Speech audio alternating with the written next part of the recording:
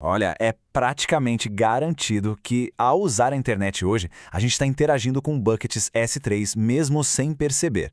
Eles são a fundação invisível de incontáveis sites, aplicativos e serviços de dados. Vamos mergulhar no que eles realmente são e por que entendê-los é tão, mas tão crucial. Ok, vamos começar do começo, com a pergunta mais básica de todas. Afinal, o que é um bucket S3? Na essência, a ideia é bem simples. Pense num bucket como uma pasta na nuvem, um container para guardar arquivos. No mundo da Amazon, esses arquivos ganham o nome de objetos. Então, resumindo, um bucket é simplesmente o lugar onde a gente guarda nossos objetos, ou seja, nossos dados. Beleza. Com o conceito básico na cabeça, vamos passar para as 3 regras que são, assim, inegociáveis. Elas governam todo e qualquer bucket S3 que existe. Entender isso aqui é fundamental para trabalhar com eles.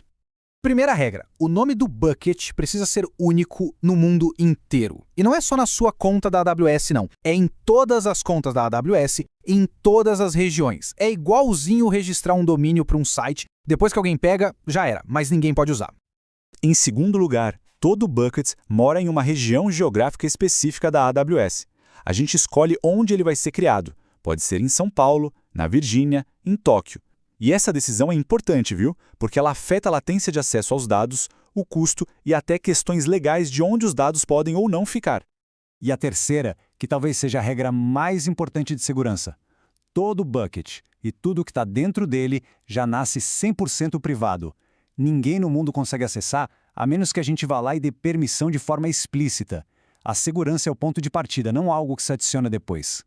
E a própria AWS faz questão de reforçar isso. Essa citação da documentação oficial não deixa nenhuma dúvida. A configuração padrão é essa: bloquear todo o acesso público. E a recomendação é clara: mantenha assim, a não ser que exista um motivo muito específico, como hospedar um site estático, por exemplo. Então, o ponto crucial aqui é o seguinte: conhecer as regras é uma coisa, mas usar essas regras de forma estratégica é outra completamente diferente. A maneira como os buckets são organizados pode ter um impacto gigantesco na aplicação. Isso nos leva direto para uma questão central que todo arquiteto e desenvolvedor enfrenta. Será que é melhor ter um único bucket gigante para guardar tudo, ou é mais inteligente criar vários buckets menores, cada um com um propósito bem definido? E essa questão nos leva a 2 estratégias principais de organização. De um lado, o padrão multi-tenant, onde vários tipos de dados ou clientes compartilham o mesmo bucket. Do outro, o padrão bucket por uso, onde cada tipo de dado ou cada cliente ganha seu próprio bucket exclusivo. Certo, então vamos botar na balança. O padrão multitenant com um bucket para um monte de coisa parece mais simples de gerenciar no começo, né? Menos coisas para se preocupar. Só que o problema é que qualquer recurso que a gente ativa no nível do bucket, sei lá, versionamento, login, vale para todos os dados ali dentro. E na hora de dividir os custos, pode ser bem complicado. Do outro lado, o padrão bucket por uso dá um controle super granular, isolamento total, cada bucket com suas próprias regras, suas políticas de acesso, e o rastreamento de custos fica muito mais claro. O desafio? Bom, isso pode levar a gente a ter que gerenciar literalmente milhares de buckets, e aí o buraco é mais embaixo. Agora, o que é realmente interessante aqui é como a gente resolve esse problema de gerenciar tantos buckets. A resposta é uma só: a automação.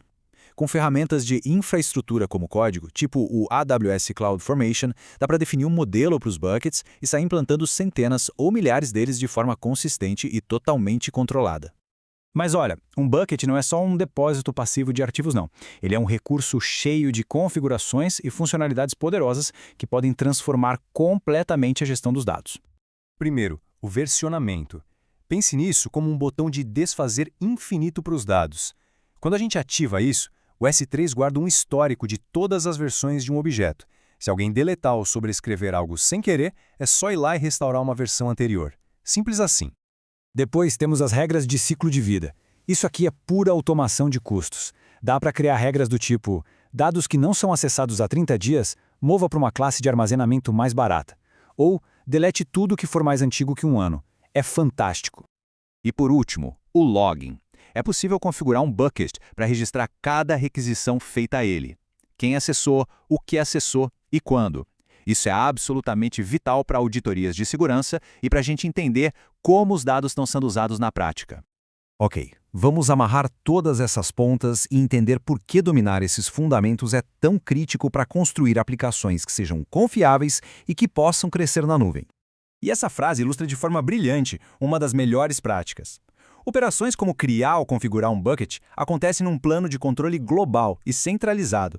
Por isso mesmo, não se deve fazer isso no caminho crítico da aplicação.